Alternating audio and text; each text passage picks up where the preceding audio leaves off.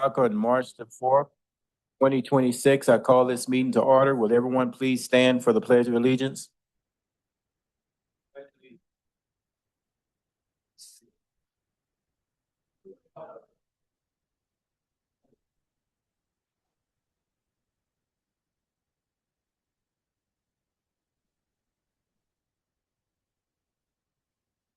Okay. Up next on the agenda, we have roll call.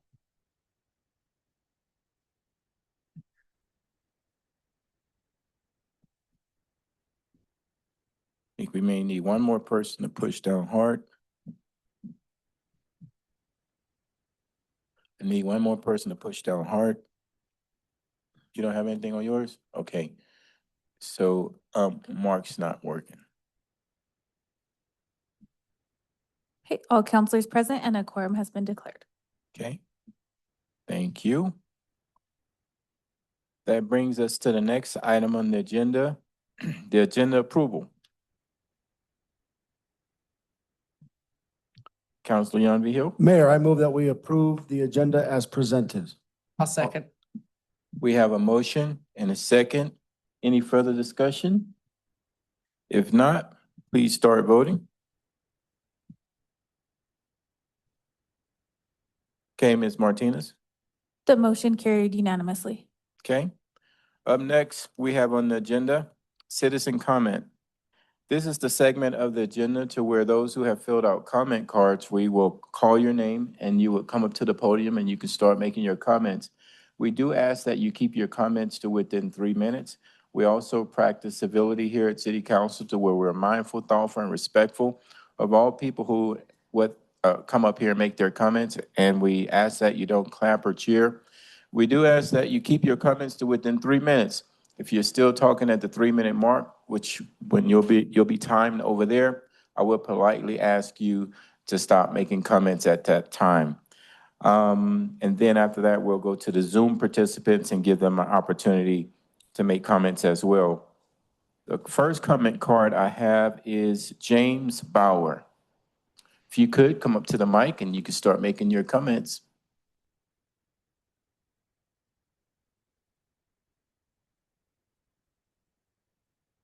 I really have no conflict. This is my first time to a meeting, so I figured I'd come and see what you guys do. So, yeah, that's all I have to say right now. Okay, thank you. Thank you. The next one is Rebecca Kendall.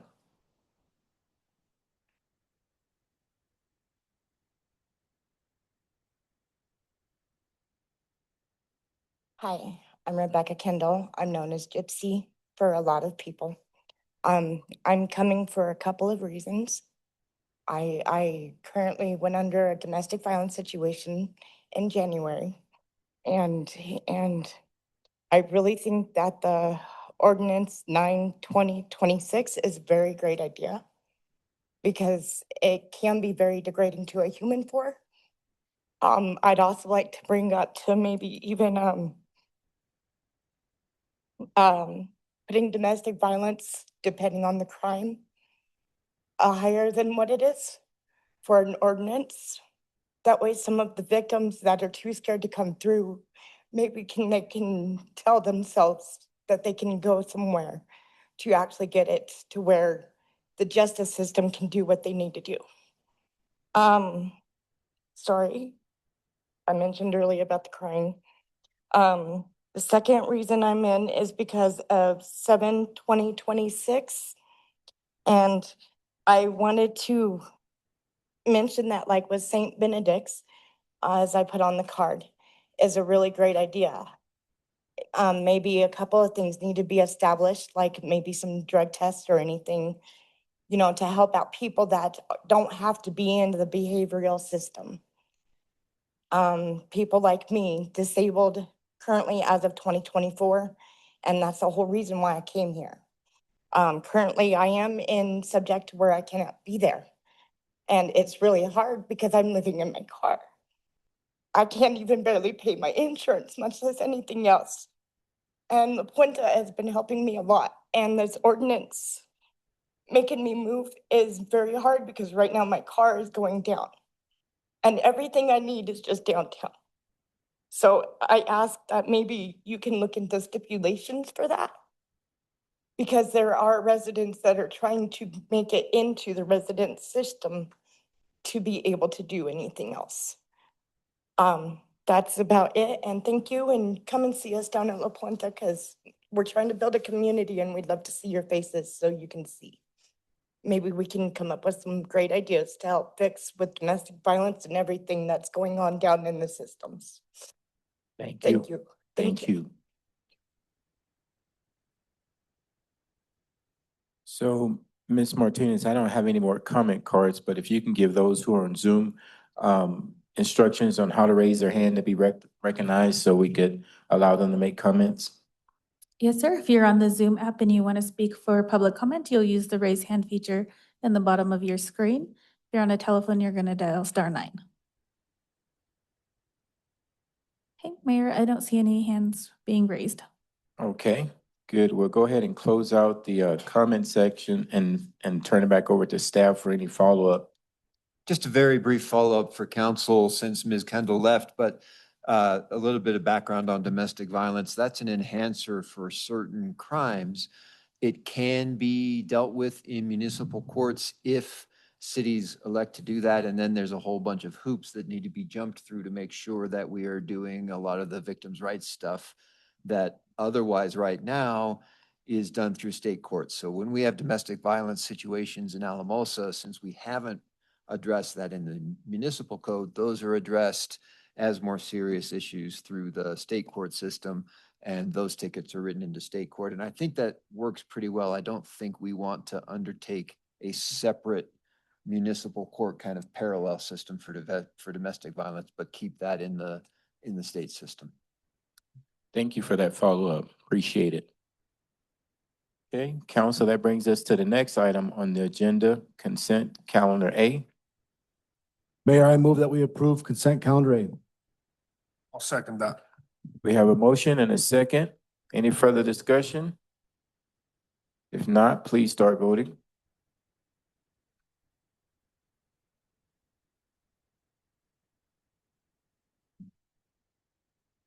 Okay, Ms. Martinez, The motion carried unanimously. thank you. That brings us to the next item on the agenda on the regular business. Board and commissions update. This update is going to be brought to us by the library board.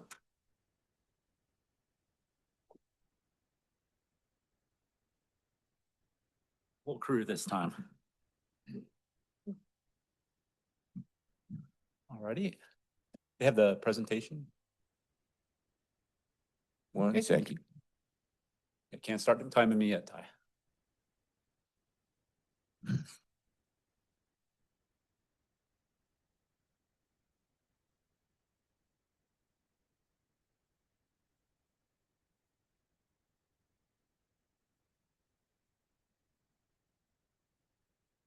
Good. Yeah. Okay, next slide. Okay, my name is Will Krebs. I've met many of you before, and this is most of our library board here. Unfortunately, Jessica Brown, our secretary, is not here. I'm the current chair, and Jan Owen, Margaret White, and Greg Wilson, my brain just left, my vice chair. And then our city staff, we're still with Jasmine Husband, Maria Kramer, our library manager, Don Krebs, our council representative, and then Andy Rice, the director of Parks, Rec, and the library. Next slide.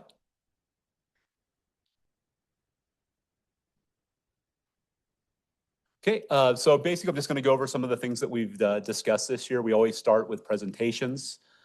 This year, one of the great things that the library brought to the city of Alamosa was the Play with a Purpose. That was brought by Holly Van Hoy, who unfortunately has left, was the youth services librarian. And that was a program where caregivers and children up to the age of 3 got instruction and learned how to teach literacy to younger children. And it was a 9-week program. We also did a library tour, had a couple newer board members there, and we got a little back behind the scenes there. I recommend anyone who hasn't got the behind the scenes tour, get in contact with Maria. sure she'd be happy to help out with that. And then we also, at the presentations, that's when we meet the new staff members. We have 3 new staff members. As I mentioned, Holly is no longer with us, but we have Sage Parsons, who's an excellent replacement for Holly as the youth service librarian. We also have Geo Stone, who's a tech assistant, and Charlie Olson, who is a library assistant. Next slide. Then we move into policy. We had most of our policies changes were just like little small changes, but we did have some statutes that changed, especially with a lot of the information going with disclosure and what the library is and isn't allowed to disclose to enforcement officers or and other people, parents, that kind of stuff in there. So we basically went back through that with the assistance of Eric, going through with all the legal portions of that and looked at how that affects things like our circulation, what is allowed to be discussed, who can ask for that information, and what the staff is allowed to tell them. And that also went with the confidentiality. That was a big portion of that as well. We also looked at our study and meeting room policies. That was just an increase of the reservation time. And of course, fax costs. People are still using faxes. So looking at an increase in price for the decrease in price, sorry, decrease. Faxes went down, sorry, decrease in price, but also looking at online services as well. All right. And next slide. Then from there, we move into our reports. This is where basically Maria and our staff report gives us the staff reports and her manager's report of basically the status of the library, how it's doing, how the programs are doing, and all that.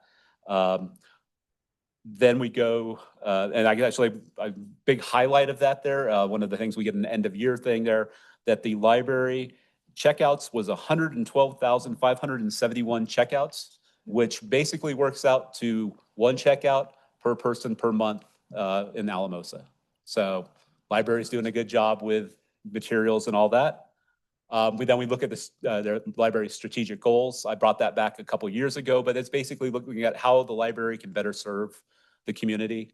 And we get sort of updates on that, and we basically provide our feedback to Maria on how those programs are. Things like outreach, trying to reach citizens that aren't necessarily getting a lot of the information in that, and basically making people more aware about the library, making sure that the library is better serving, has the materials to serve our population here in Alamosa. We also discussed this year renovation planning, looking at maybe some smaller steps of what the library can do to improve just workflow and space usage and that kind of stuff there. And I know to that extent, Maria actually had someone come in and do an overview of that and basically provide some ideas about how the library can better serve the citizens through some renovations, moving of study areas, that kind of thing there. And then as always, like I said, with the library, we're always looking to make sure that the materials are going to suit the community's needs. So there's always audits that we discuss. In this case, we had a large print audit, and basically how the representation of that is, like what the makeup of the authors were, and what the makeup of the materials were. Next slide. Then we move into our programs and items. In this case here, we were looking at strategic planning for the next year. A lot of it was stay the course. And we also discussed things like staff vacancies. And a lot of times board members will be asked to come and actually help with the interview process on that. And we also said we had 3 people that we brought in new this year. We also discussed some of our general programming. We had We Are the Water exhibit, which is a program that was done by the University of Colorado that focused on basically water stewardship through the use of stories and interactive media and exhibits. And then we also would talk about just the general programs that the library is going to have and what the opportunities for as board members that we can do to volunteer, things like helping out at the Summerfest.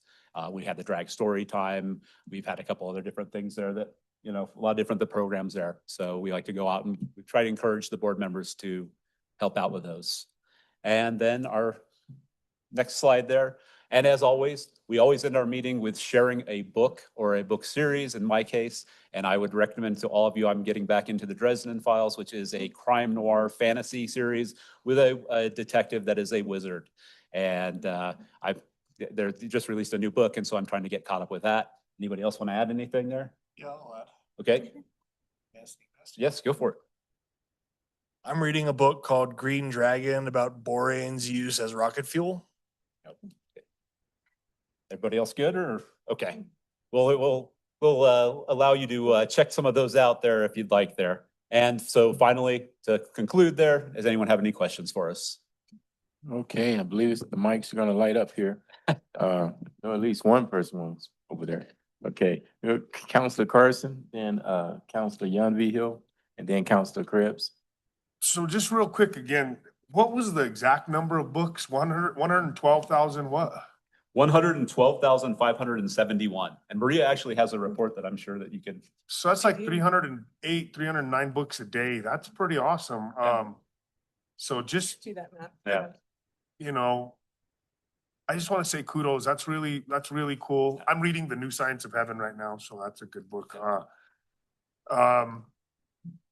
But that's really awesome. And it just, for me, it's kind of a shocker because I don't think about it a lot. I'll admit that, you know what I mean, about the volume. So you guys are doing really good work. I appreciate that. But that's 309 books a day. It's rock and roll. So, you know, Yeah. pretty good. Thank you. Thank you, you. Counselor Carson. Counselor Young, then Counselor Krebs. Thank you, Mayor. Just a thank you to the library board for all you do. And I want to highlight the summer reading program. Oh, My daughters are big time into that all summer and wanting the beads and all. It's like we're here every other day, but it's a good thing to be here every other day. So just thank you for the efforts you're putting towards kids. Thank you. Thank you. I failed to mention on that, sorry, Mayor, I failed to mention that was, I had it in my notes, but I didn't do it. That was the 50th summer reading program. And that they. Wow, were that's great. celebrating. Thank you, Counselor Young. Counselor Krebs. Gosh, what can I say? Hi, guys.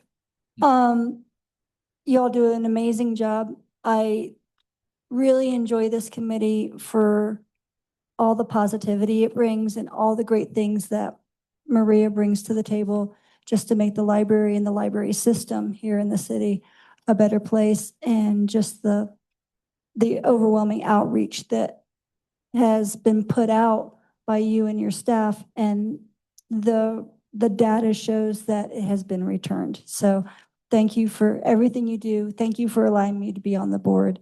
And my book is Richard Osman's The Man Who Died Twice. It's a second book in a book series. So. Okay, thank you, Counselor Krebs. Do we have any other comments before I wrap everything up? Nope. Okay. Well, thank you all so very much. Appreciate all the energy and effort you put into being on the board. Seems like that's a real fun board.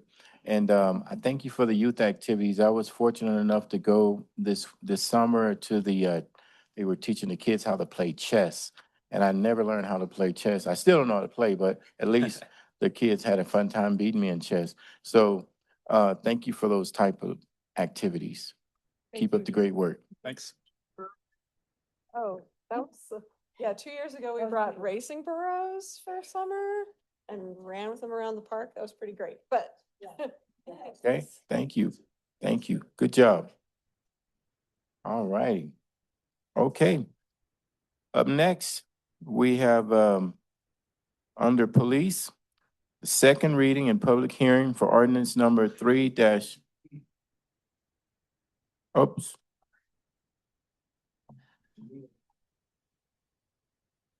Oh, sorry. There we go. My eyes are playing tricks on me, y'all. Thank y'all so very much. Up next, we have quarterly lead co-responder update.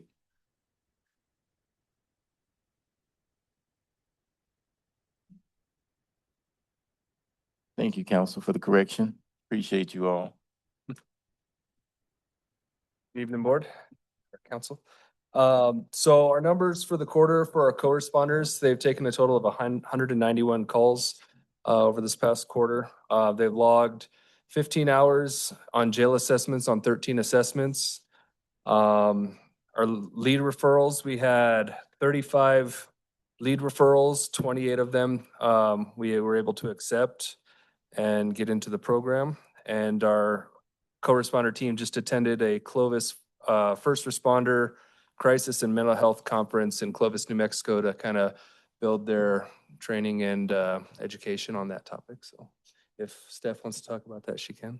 Yeah, it's kind of neat. There were actually a lot of people from everywhere. We thought it was gonna be mainly New Mexico, but there are actually a lot of Colorado people, so it's nice to hear some new resources that we didn't know about, and we got to tell them about some they didn't know about.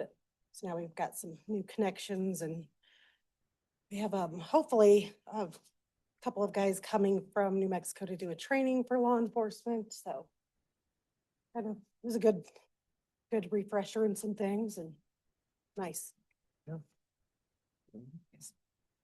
I don't know which one to go to, the short one or the tall one, but I'll pretend I'm tall. There you go. Tate mentioned all of our numbers for LEAD. We did roll out the new youth program. We've already received 2 diversions that we're working on, which is really exciting. We're kind of rolling everything out as it comes. We're the only ones in the state of Colorado that took it. Loveland backed out.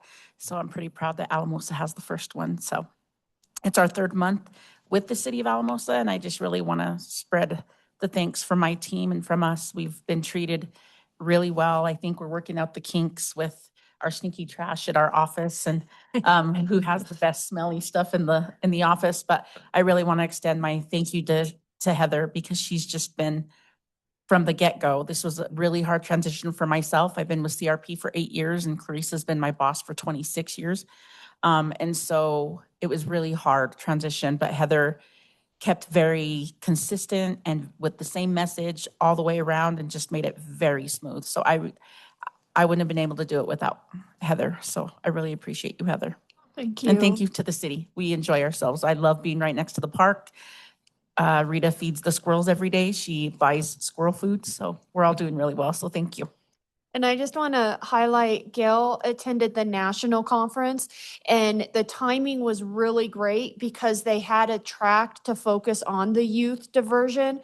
And so knowing that we were looking at doing that, she was able to take some of those sessions that really set us up well to know how to make sure we do it properly, type of thing. So. Okay, we're gonna open up the mic. We'll start off with Counselor Hensley. Well, I just want to say thank you all for what you're doing. This has been such a great addition to our city from when we started. I remember that we weren't the first one to do LEAD, but we were one of the first. And it's something I'm super proud of. I remember we heard about it in a CML. And then to hear that with the youth, that we're on the cutting edge there too. I just think it's great that we're seeing these things and jumping on them and trying them out and doing them. I know from everything it's been said, it's a great asset to our police. It's also a great asset to our community. So I think it's fantastic. On a side note, be careful, you're gonna have tons of squirrels. My admin, she feeds the squirrels, and the tree in front of the School of Business and that whole area probably has 20-some squirrels now that run all over the place. I'm saying it kind of jokingly, but there's a lot of squirrels that come. Okay. All right, Counselor Hensley. Any other? Okay. I don't see any other mics lit up, so I'll just close it out. Wow, you all really make us proud and make our community proud. And I'm so glad that there are other agencies across the state that are interested in coming to learn from you all. That means a lot. So keep up the great work. Thank you. Thank you. Thank you.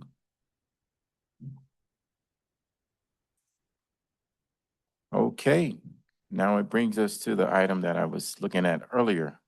Second reading and public hearing for ordinance number 3-2026, an ordinance amending section 19-43 of the Code of Ordinance of the City of Alamosa to add a provision prohibiting parking in pedestrian path, bicycle paths, and golf cart paths. Thank you, Mayor. And Council, this ordinance is a fairly simple ordinance. It became apparent when we had a car parked in the bike paths, or actually not the bike, the golf cart paths out in the Cottonwood subdivision near the golf course, interrupting the flow of golf carts there on the pathway that's designed for them. It became apparent that we don't really have a code provision that explicitly addresses that. We could have tried to massage something that we had, but both the chief and I, and in particular Wendy Heath, the CSO officer Heath, thought it would be a lot clearer and easier to enforce and easier for people to understand if we just flat out made an ordinance that addressed specifically golf cart paths, bike paths, and pedestrian paths, and made clear you can't park there, because that's what They're designed for transportation, not for parking, and that's what this ordinance does. Okay, so what I'll do is open up the public hearing for ordinance number 3-2026, an ordinance amending section 19-43 of the Code of Ordinances of the City of Alamosa to add a provision prohibiting parking in pedestrian path, bicycle paths, and golf cart paths. If you would like to make any comments during this public hearing, please come up to the mic and make your comments. Okay, I don't see anyone coming up to the mic, so we'll go ahead and open it up for the Zoom participants to participate in this public hearing. If you would like to participate, please use the raise your hand feature at the bottom of the screen so that we can recognize you and allow you to participate in this public hearing. I don't see any hands being raised, Mayor. Okay, I don't see any hands either, Ms. Martinez, so I'll close the public hearing and bring it back to council for further discussions or a motion. Councilor Carson, then. Mayor, I make a motion that we adopt ordinance 3-2026 as presented. Second. Okay, we have a motion and a second. Any further discussion? If not, please start voting.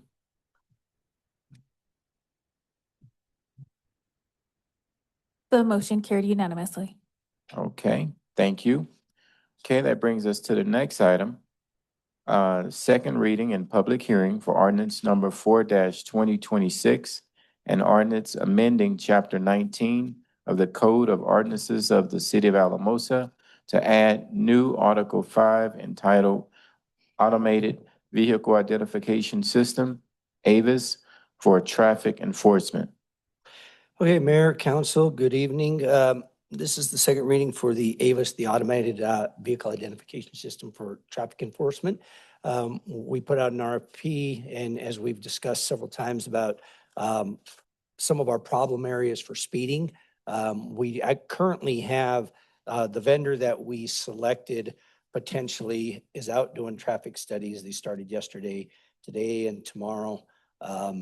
And so we'll have a better thing, although we already have a pretty good understanding of where our problems are: 6th Street, Main Street, State Street, and potentially Craft. So all of this is just the second reading, approving that to allow us to put automated vehicle identification systems. And as we discussed, we're going to initially start with speed enforcement, and then maybe eventually look at doing some red light cameras on some of our problematic intersections as well. Okay, thank you, Chief.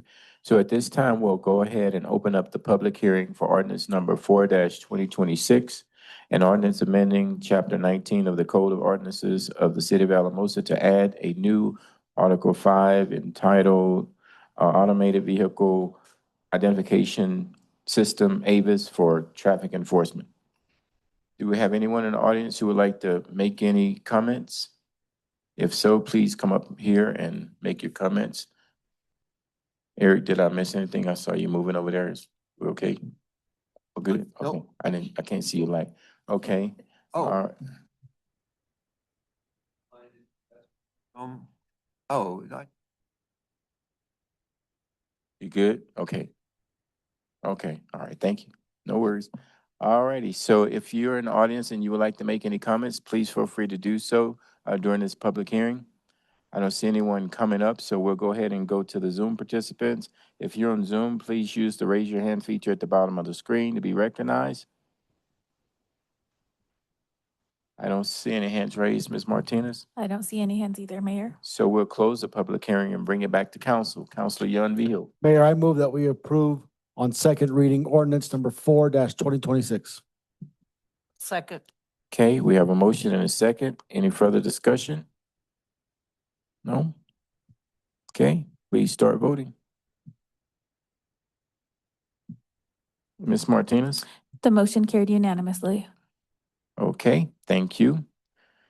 That brings us to the next item on the agenda, second reading and public hearing for ordinance number 5-2026, an ordinance approving an intergovernmental agreement with Trinidad State College and Alamosa Police Department for use of the training facility for the Police Academy. Okay, Mayor, this here's just continuation, IGA. This, I believe it's been in existence for over 20 years because they've been using the training center for the police academy. And in exchange, Trinidad State College gives us scholarship for one member to attend the police academy. So that's all this does. I think it extends it for another 4 years and it's redo in 2020 or in 2030, sorry. Okay, thank you. So we'll go ahead and open up the public hearing for ordinance number 5-2026, an ordinance approving an intergovernmental agreement with Trinidad State College and Alamosa Police Department for the use of the training facility for the police academy. If we have anyone in the audience who would like to make any comments during this public hearing, please feel free to come up to the podium and make your comments. Okay, I don't see anyone in the audience coming up, so we'll go to the Zoom participant. If you would like to make any comments during this public hearing on Zoom, please use the raise your hand feature at the bottom of the screen to be recognized. Doesn't look like there's any hands, Mayor. Okay, I don't see any hands either, so we'll close the public hearing and bring it back to council. Councilor Young-Vigil. Mayor, I move that we approve on second reading ordinance number 5-2026. I'll second. We have a motion and a second. Is there any further discussion? If not, please start voting.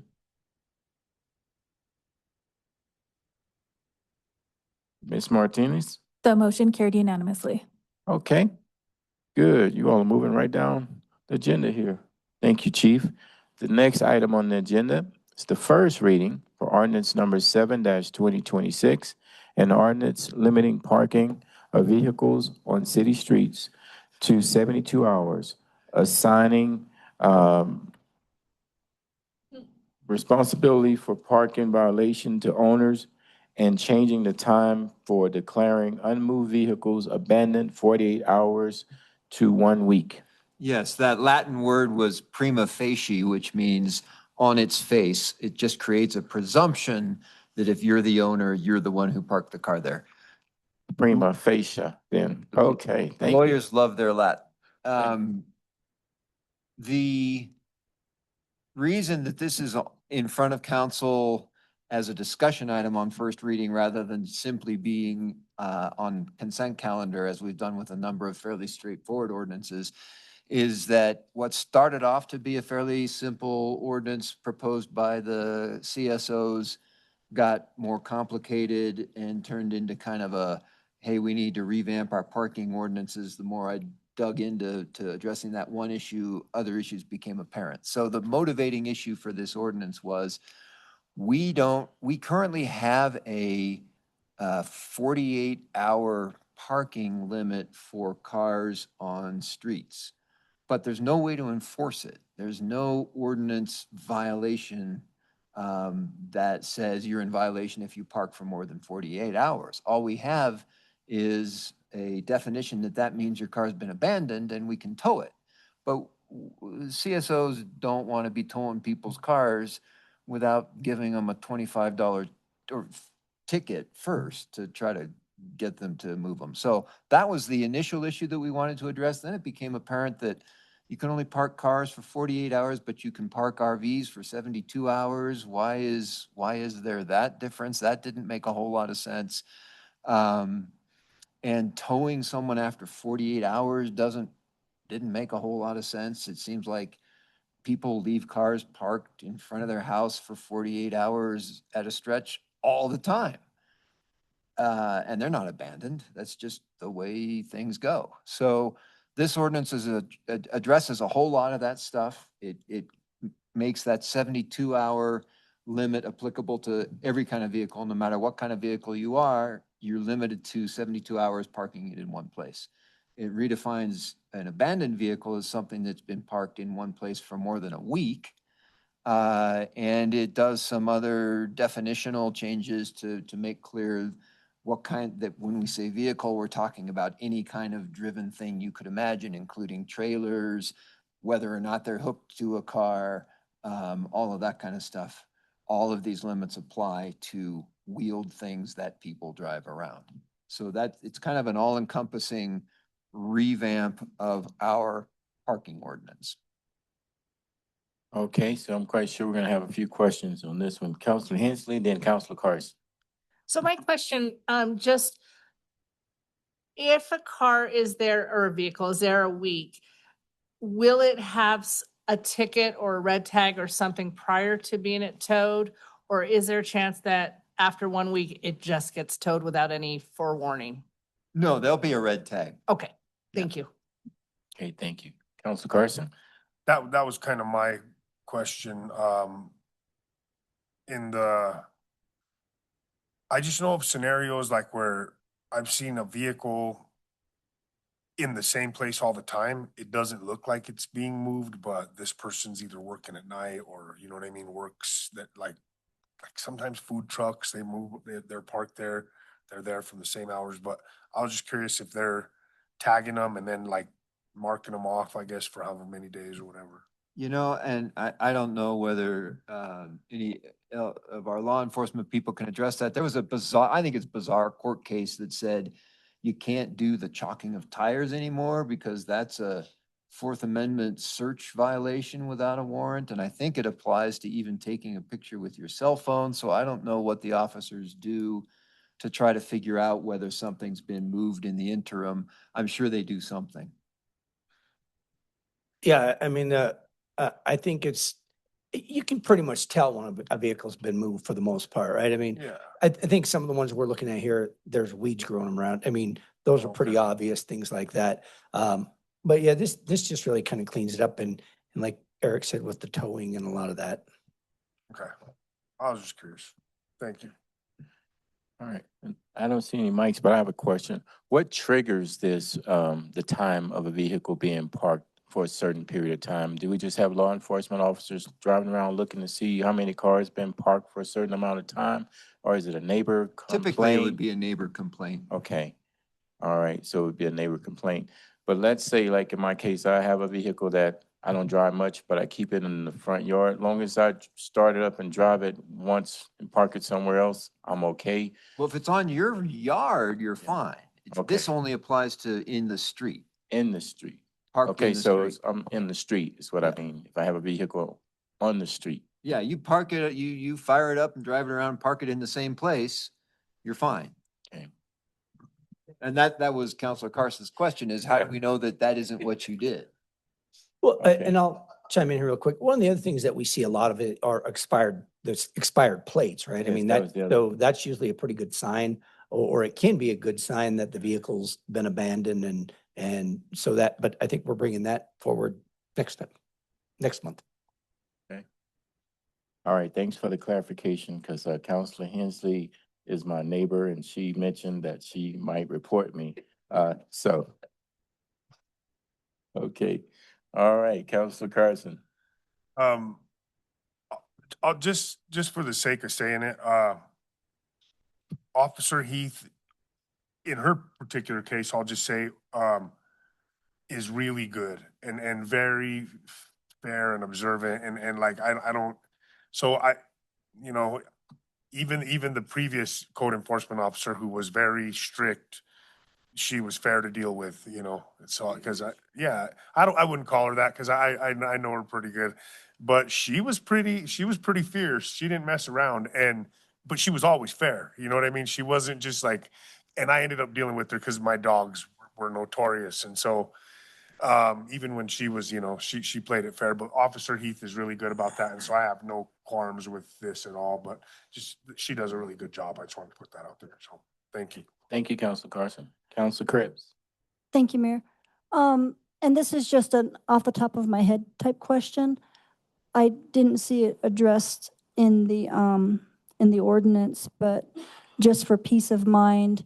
And I realize that the cars that you're keeping in mind for this ordinance, but say someone was ill and they just didn't drive that week kind of thing, and they do get ticketed, okay? Is there an avenue for them to come by and say, hey, here's the reason? Yeah, that's me. Okay, I get people calling all the time on parking tickets. okay. I just wanted to make sure that for those odd ones out, that might happen occasionally, that there was a pathway. Okay, thank you. Thank you, Council Crab. Good question. Okay.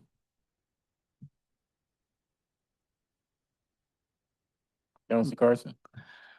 Mayor, I would move that we approve ordinance number number 7-2026. Okay. Set it for a hearing. Set it for a hearing on March 18th, 2026 at 7 PM or as soon thereafter as the matter may be heard. Second. Okay, we have a motion and a second. Any further discussion? Not? Please start voting. Ms. Martinez? The motion carried unanimously.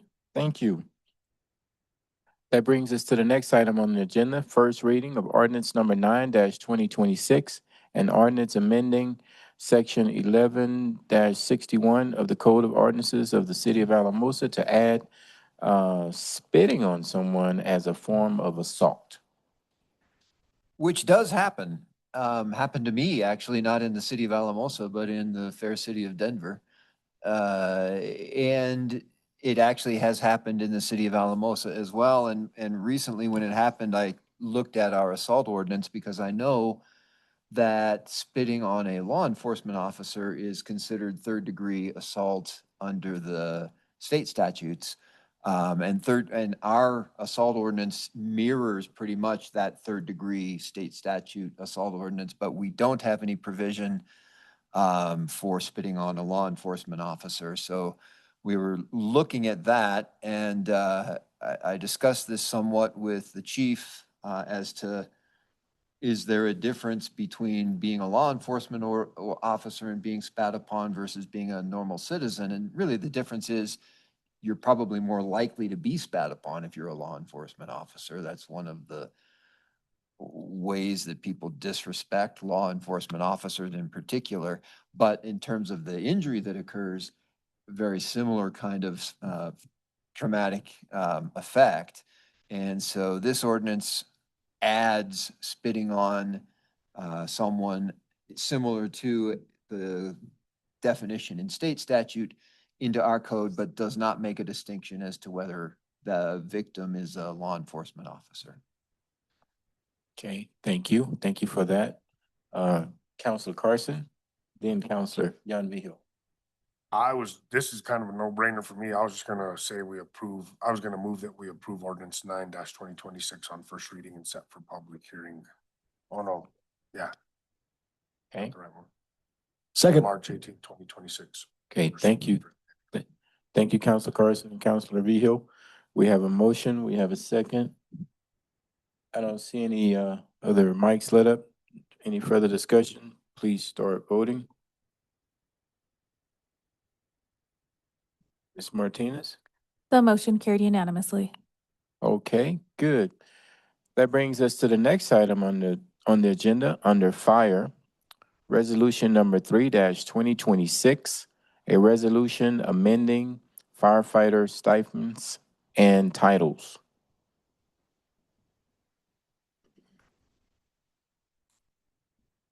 Good evening, council, mayor. Have a couple moving parts to this resolution, and basically what we're looking at is trying to improve the department and talking with the officers. We always seem like we're behind the eight ball, especially as it relates to when we have an opening in the officer positions and also in the firefighter staff. So one of the things we looked at is create sort of following what Chief Stone had initiated as it relate to driver 2 position, was making that the lieutenant position. That would be like an officer in training. And eventually, once they would complete their training, they would actually, help with the rotation a little bit then. And then when an open comes up, boom, just move them right up. The other thing concerning the firefighter recruit, that's another position. And basically that sort of is twofold. Have people sort of waiting in the wings that when there's an opening with one of the 35 positions as firefighter, we can move somebody in right away. The other aspect is it provides a place for the explorers to go to so that they can stay engaged and active in the firefighting field. The other aspect that we were looking at is the driver operator position. Currently has been called engineer. We're probably going to use that term for a little bit, but it's really a driver operator, sort of updating that position name and also going from 6 to 7 folks in that so that we have one for each week and that we'll be able to, we do have staffing now, but that basically makes sure that we have folks on a regular basis in that position.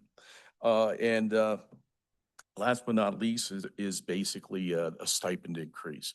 While the staff had the opportunity to get a 4% increase, the firefighters just basically approximately a 2% increase for their stipend and a $1 increase per call for those responses. From a fiscal aspect, basically, there was approximately $15,000 added to the line item for the stipend and the paper call rate from last year. We're still keeping the number of firefighters at 35. And in order to do the structural changes, that's approximately $3,500 in addition. And when we look at the increase in stipend and paper call rate, that's approximately $5,000. So it's just about $9,000, and it stays under that $15,000 increase. Thank you, Chief. Okay. Counselor, Young Hill, go ahead. I respect this request 100%, but can you clear that up for me, that the 15,000 versus the 8,000 and that, like, I don't understand. Yeah. Basically, we had an increase in that line item of $15,000 this year from last year. And so the increase for these structural changes and also for the stipend and the paper call increase is approximately $9,000. So we're still under the 15,000. We still have a buffer there. So. Thank you, Chief. You're welcome. Counselor Carson, sorry, I didn't see it. Oh, you're good. No comment. I was just gonna make a motion that we pass resolution 3-2026 and thank the chief. Thank you. Second. Okay, we have a motion. Second. Any further discussion? Thank you, Chief, for bringing this to our attention too. Please start voting.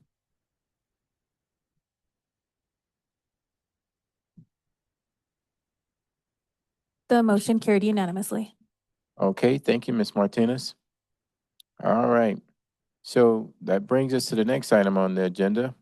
It's a motion to amend section JA. I'm not for sure if that's II or 2. So it's going to be one of those.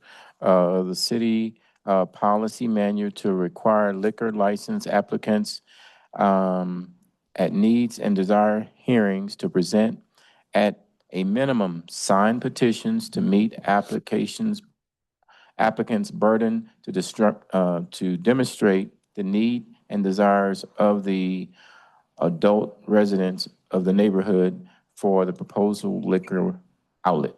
That was a mouthful.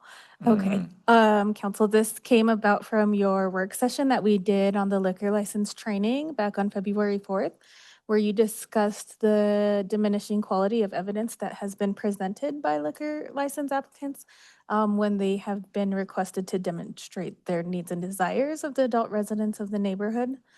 And at that work session, Councilor Carson had inquired of whether the city could require applicants to present petitions in support of that application to demonstrate those needs and desires.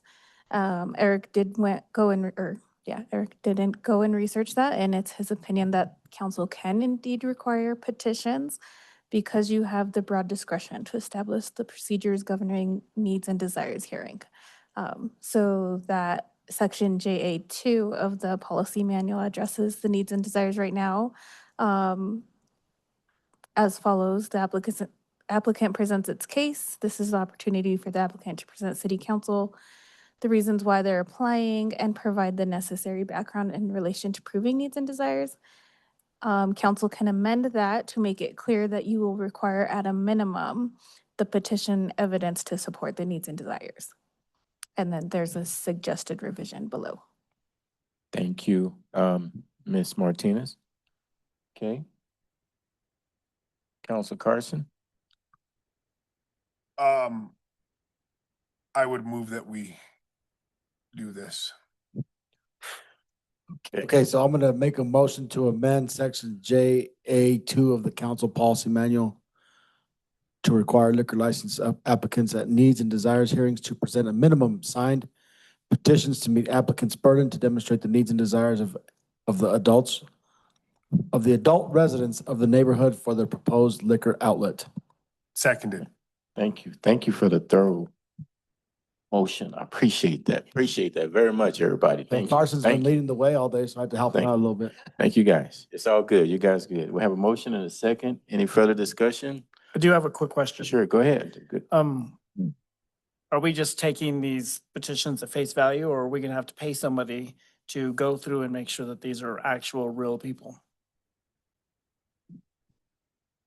It's a good question. Historically, you have taken them at face value. And also in the written findings that you approve, where people have presented petitions, we make clear that we are not undertaking an analysis of whether the people who signed are actually adults or whether they are actually inhabitants of the neighborhood. So that has not been your historical practice to do any kind of verification.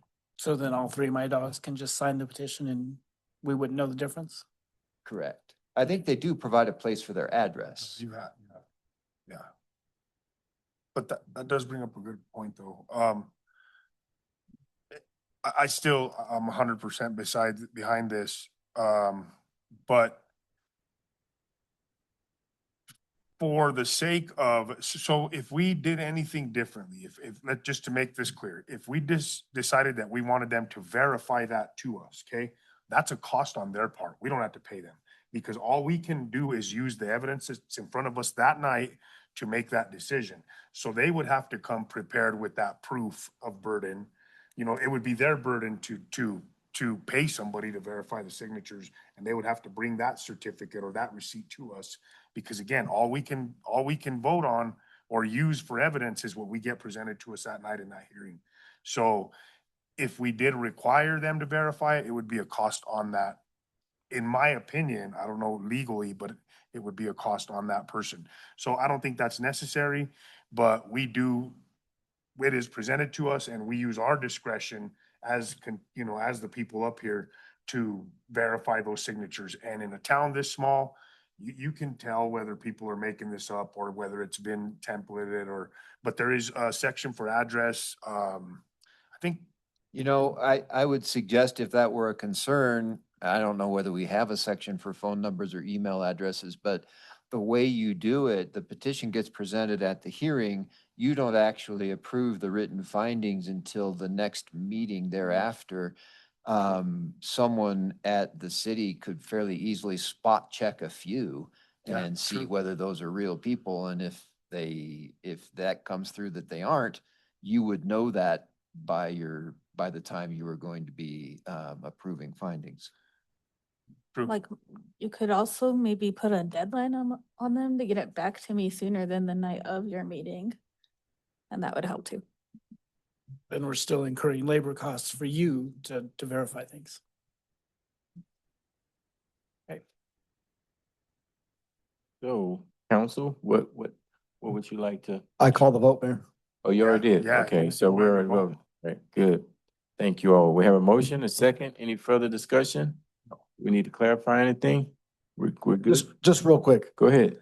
I understand your concerns, Mr. Martinez, but at least now that there's this standard, because we have council over the last few years have allowed these requests without any signatures, and that's on us. But at least now going forward, there's gonna be that standard, so that's good. Okay. All right, we have a motion, a second, discussion. All right, start voting.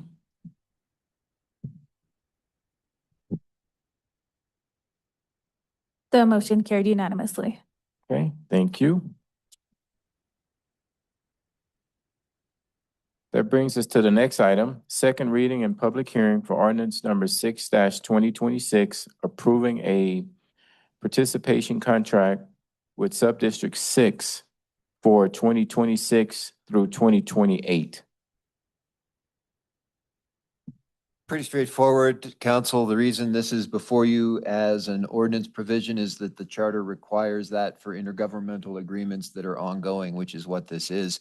We've had this in place since, I think, 2020, and it's beneficial to both the city and to subdistrict number 6 as we work through our augmentation plan. My strong opinion that we should approve it. Thank you. You'll need a public hearing, though. Okay.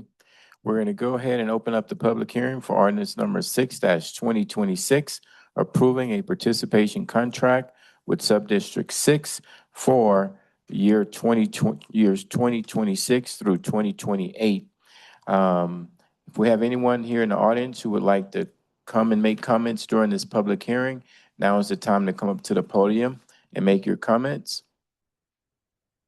Okay, I don't see anyone coming to the podium, so we'll go ahead and open the opportunity for people on Zoom to raise your hand by using the raise your hand feature to be recognized to participate in the hearing. Raise your hand if you would like to participate. Ms. Martinez, I don't see any hands raised, do you? I do not, Mayor. Okay, so we're going to go ahead and close the public hearing and bring it back to council. Councilor Yarville. Mayor, I move that we approve after second reading ordinance number 6-2026. Second. We have a motion and a second. Any further discussion? If not, please start voting.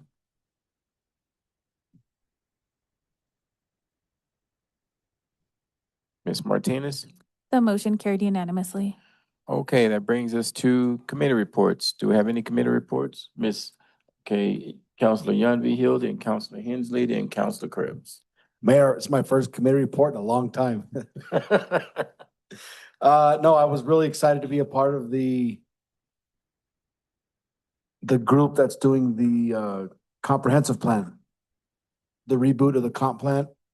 A lot of people are here. It's a very diverse group of folks from all across our community. They are very excited to get to work. It's going to be about a 16 to 18 month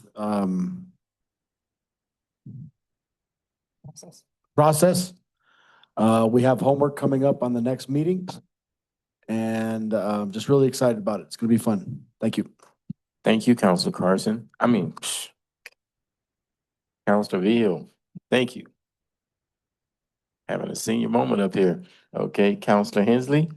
So I was at the Main Street Advisory Board, and one of the things that came out is that, oh, my phone just switched, is that we did come up with a vision and mission statement. So we advocate for a vibrant downtown for everyone. And then we collaboratively strengthen local businesses, enhance the ambiance, and foster community connections. And so with that, because we had our retreat in January, it was a full day retreat, we do have some goals.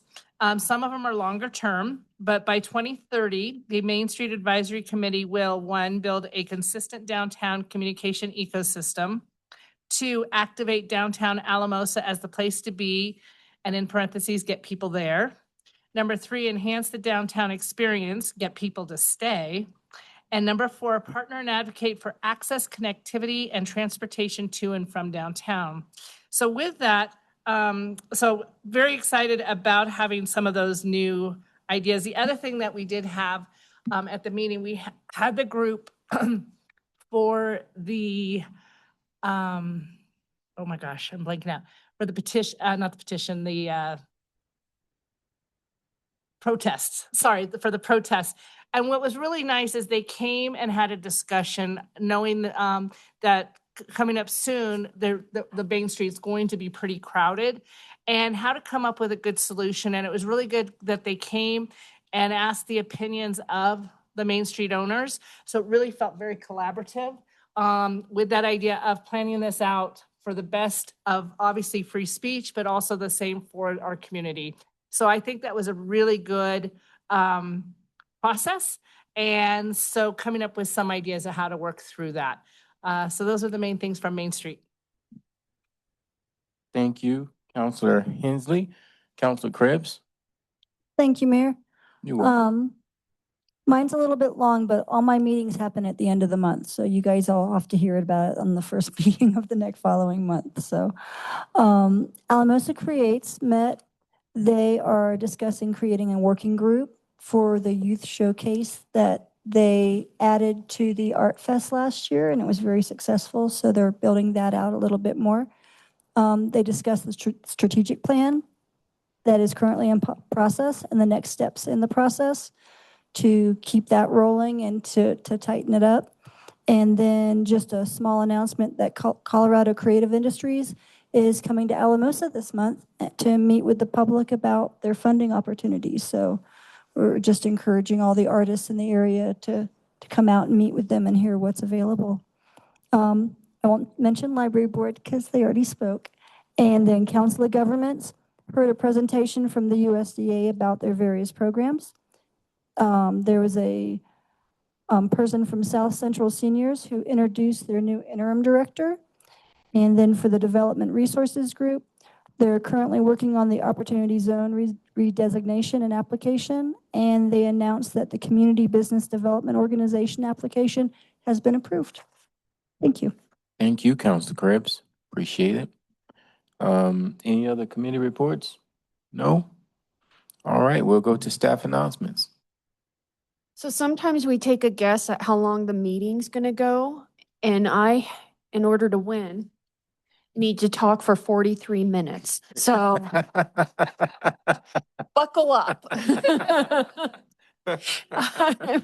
I'm just joking. We do take guesses, but I'm not gonna talk for 43 minutes. I'm not that competitive. If anyone hasn't, I am competitive, but not that competitive. I'm more tired than competitive right now. If you haven't driven by, we have started the construction on Pike Avenue. Really excited about that. Happened to have a meeting for other items with Connie Martin today. They are very excited about it as well. They're also excited as their project of renovating some of those residences and apartments in that area and might look for a tour in the future. But Pike has a lot of utilities underneath and all of that. So it's just a one block, but it's a heavy duty one. And there's a lot of stormwater issues and things like that. We are continuing our conversation with ASU as they look at moving their facility building to see if we can line up Murphy and Pike and make that a four-way stop. That does look very, very promising.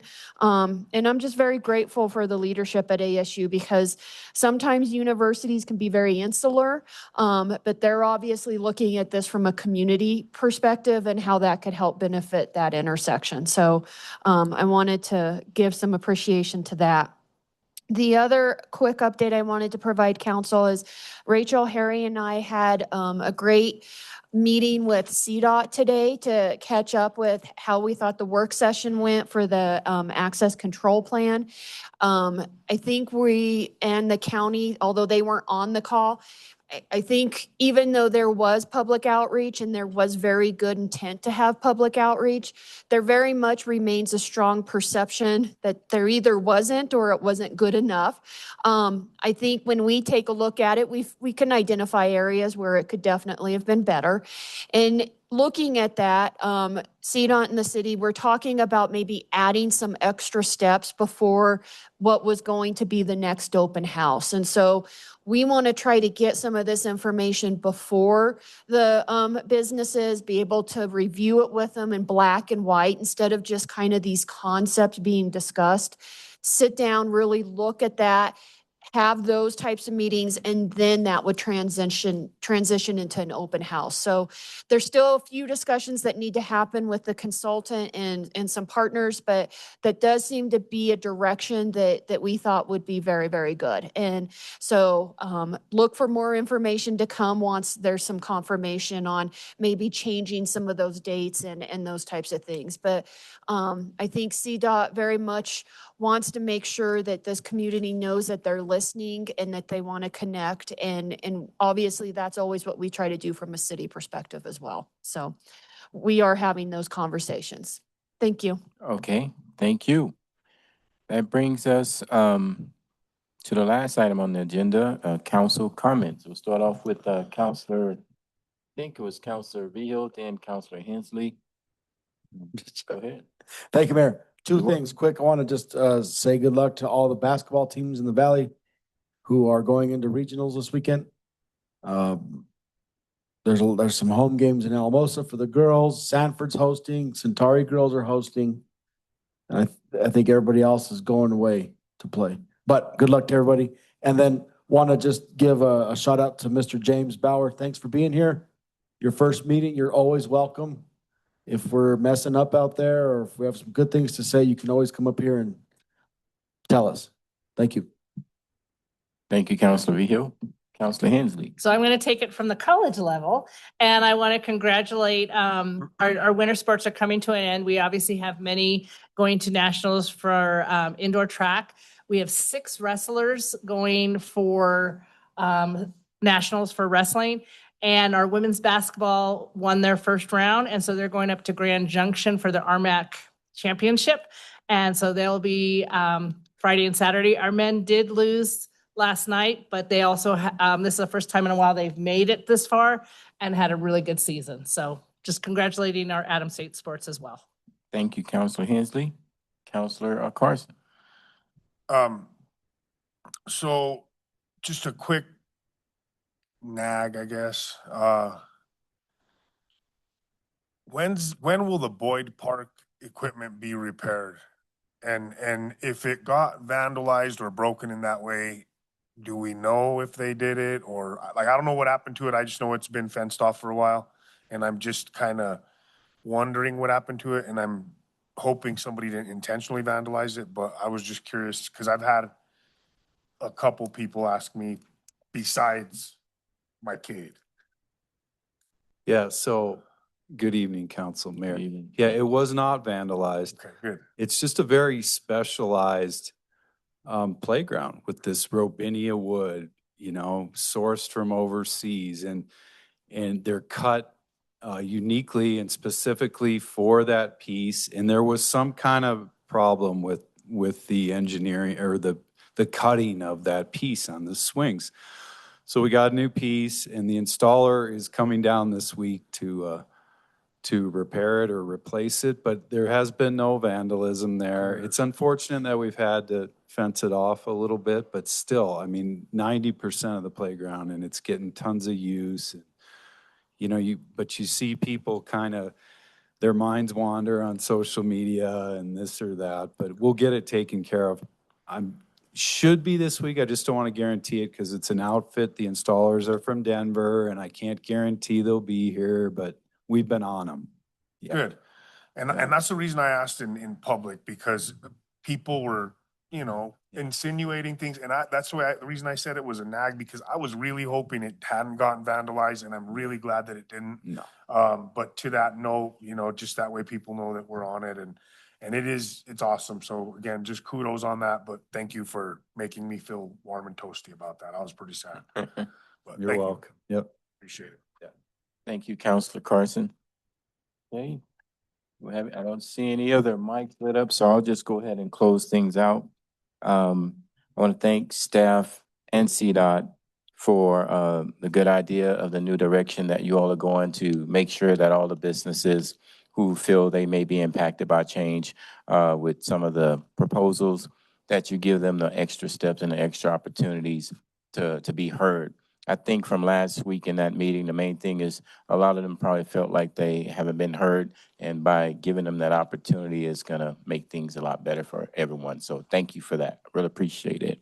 And y'all did a good job last week representing. Anyway, all right. So the next thing I want to do is I want to thank our city staff and city council for showing up for the CML legislative workshop a couple weeks ago.